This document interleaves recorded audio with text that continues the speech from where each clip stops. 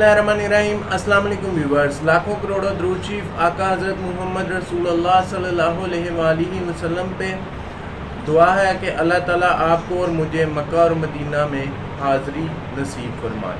आमीन सुम आमीन।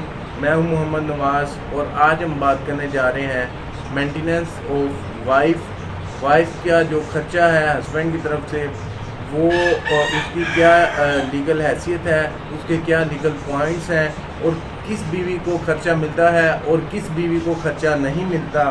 हालांकि बीवी तो बीवी होती है, लेकिन इसमें कुछ शराइत हैं। ये जो खर्चा है बीवी का वो कुछ चीज़ों के साथ मशरूत है। अगर वो चीज़ें मुकम्मल होंगी तो ही वाइफ को खर्चा मिल सकेगा।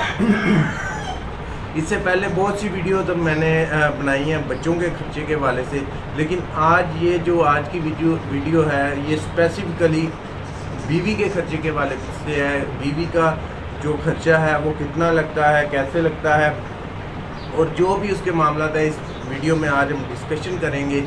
तो वीडियो को एंड तक ज़रूर देखिएगा, मुकम्मल देखिएगा, ताकि मुकम्मल बात जो है वो आपकी समझ में आ सके। वीडियो पूरी देखेंगे तो आप मुकम्मल बात आपको समझ में आ जाएगी। इससे पहले मैं आपसे कहता चलूं कि अगर आप लाहौर से हैं और हमारी लीगल सर्विसेज हासिल करना चाहते हैं तो दिए गए नंबर पे आप राब्ता करके हमारी लीगल सर्विसेज हासिल कर सकते हैं। तो चलिए शुरू करते हैं आज की वीडियो।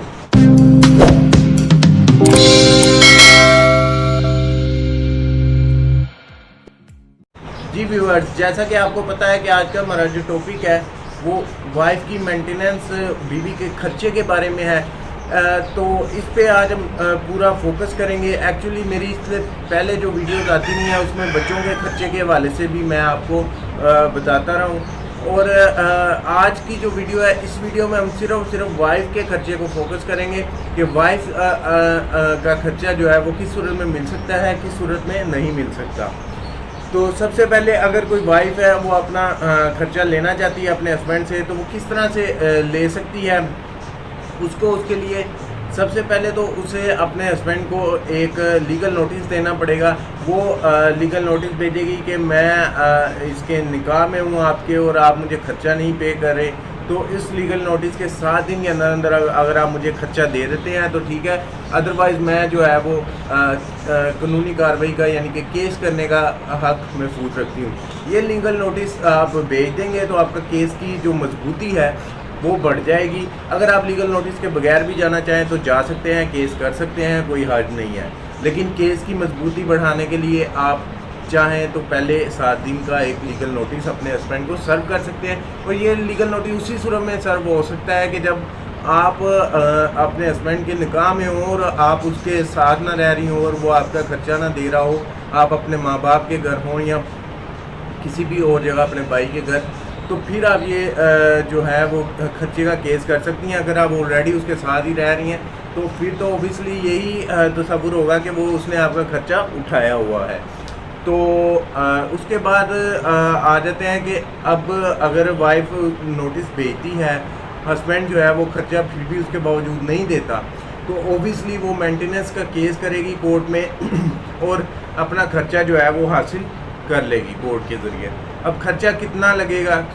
खर्चा तो जितनी उसके हस्बैंड की इनकम होगी उस हवाले से उसके अंदाजे से जो है वाइफ का जो भी उसकी मेंटेनेंस होगी। अगर मिसाल के तौर पे हस्बैंड की जो इनकम है वो 2 लाख है तो वाइफ की मेंटेनेंस कम से कम भी 20 से 25 हज़ार रुपया लग सकती है। लेकिन ये प्रूव करना पड़ेगा कोर्ट में by way of documents, by way of evidence. हो ही इज़ अर्न 2100 रुपीज़। तो ये प्रूव अगर हम कर लेते हैं तो फिर उसके बाद मामला जो है वो आगे चलेंगे। इसमें अब आ जाता है, एक वाइफ होती है 2 तरह की इसमें कैटेगरीज हैं। एक वाइफ है जो कि फर्मा बरदार है, एक वाइफ है जो कि फर्मा बरदार नहीं है, जो कि अपने हस्बैंड की बात नहीं मानती। और जो फर्मा बरदार बीवी है, कोर्ट हमेशा उसे फेवर करती है, उसका खर्चा लगाती है।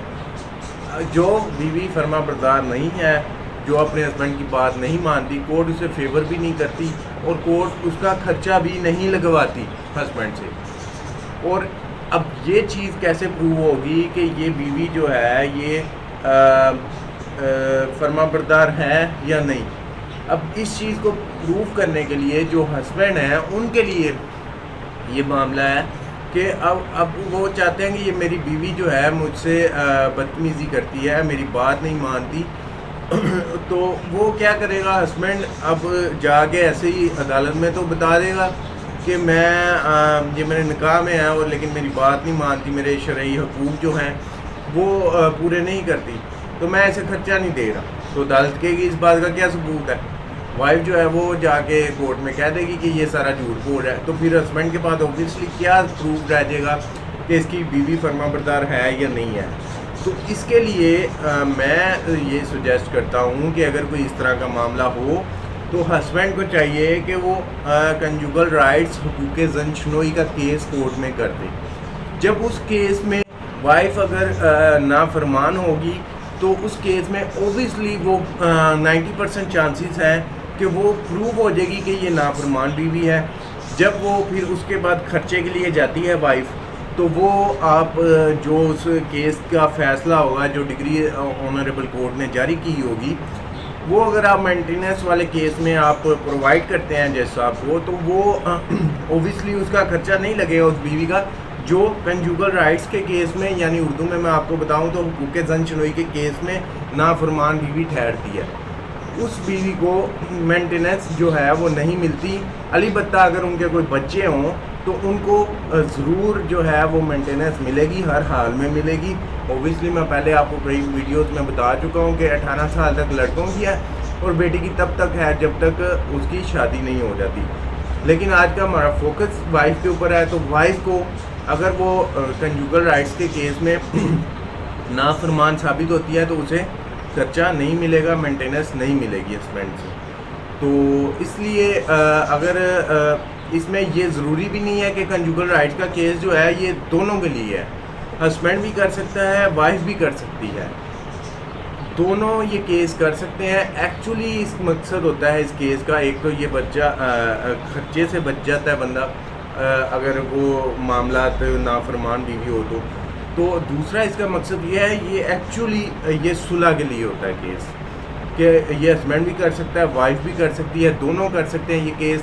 और दोनों जो हैं वो इस केस में कोर्ट में जाते हैं कि मैं ओबियसली वाइफ गई है या हस्बैंड गया है, कोई भी जा सकता है। वो जाके कहता है मैं इसके निकाह में हूँ और वाइफ जो है वो कहती है और ये मुझे मेरे हकूक़ पूरे नहीं कर रहा, लिहाजा मैं इससे सुलह चाहती हूँ।